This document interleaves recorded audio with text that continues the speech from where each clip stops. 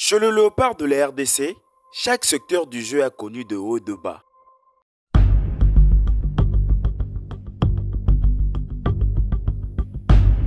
Mais depuis plusieurs années, un problème persiste et il devient de plus en plus inquiétant. C'est celui de gardien de but.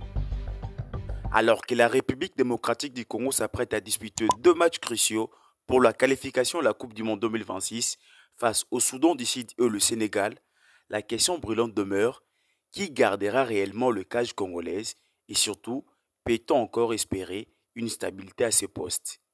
Le poste de gardien de but, longtemps symbole de sécurité et de confiance, est aujourd'hui une source d'angoisse pour le staff technique et le supporter de Léopard.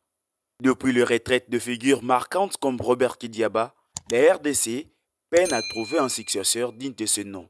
Chaque rassemblement ressemble à un pari, une loterie, où le sélectionneur doit choisir entre gardien son temps de jeu et portier en manque de confiance. Promis à un bel avenir, Lionel Passy, qui héritait du cage de Léopard laissé par Joël Kiassoumboua, est pour l'instant dans l'ombre de son concurrent direct au Havre, le gardien sénégalais Diao. Le portier congolais qui, lors de 2 dernières saisons, gardait le cage de Rodez en 2e division française, a vu sa progression freinée depuis sa signature lors de ses mercato avec le promu de la Ligue 1.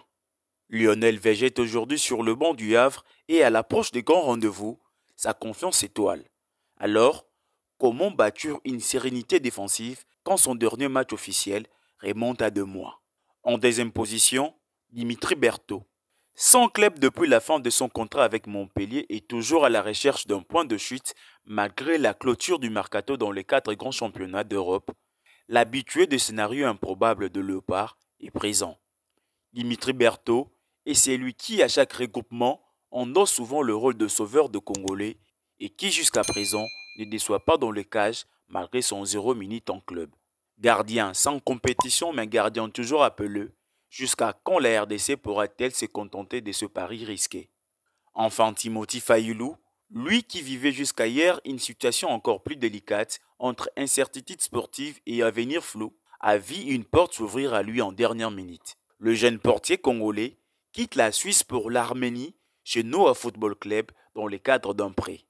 Alors une question se pose: peut-on confier les cages d'une équipe nationale ambitieuse à un portier qui cherche encore une place dans un effectif? 3 gardiens, 0 titulaire indiscutable, 3 gardiens, 0 temps de jeu régulier, une équation inquiétante qui fragilise tout le projet de Sébastien de Sabre. Car une défense même solide a besoin d'un dernier rempart sûr.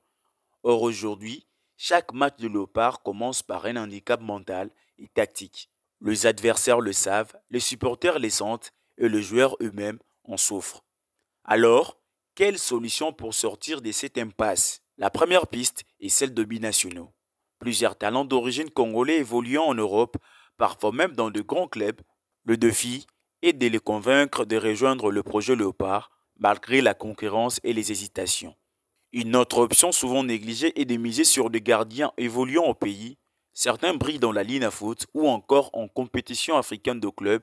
Pourquoi ne pas leur donner leur chance? L'expérience internationale viendra avec le temps, mais la volonté et la régularité sont déjà présentes. Enfin, il y a les chantiers de la formation.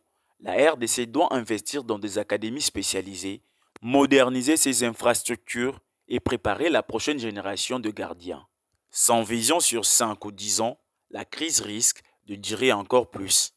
La crise des gardiens en RDC n'est pas seulement une question sportive, c'est une question de stratégie, d'identité et de vision à long terme. Pour l'instant, Sébastien de Sabre devra composer avec deux portiers sans repère, mais la vraie question reste: jusqu'à quand? Supporters congolais, passionnés de football africain, la parole est à vous. Faut-il continuer à attendre le binational hésitant? Faut-il miser sur nos talents locaux?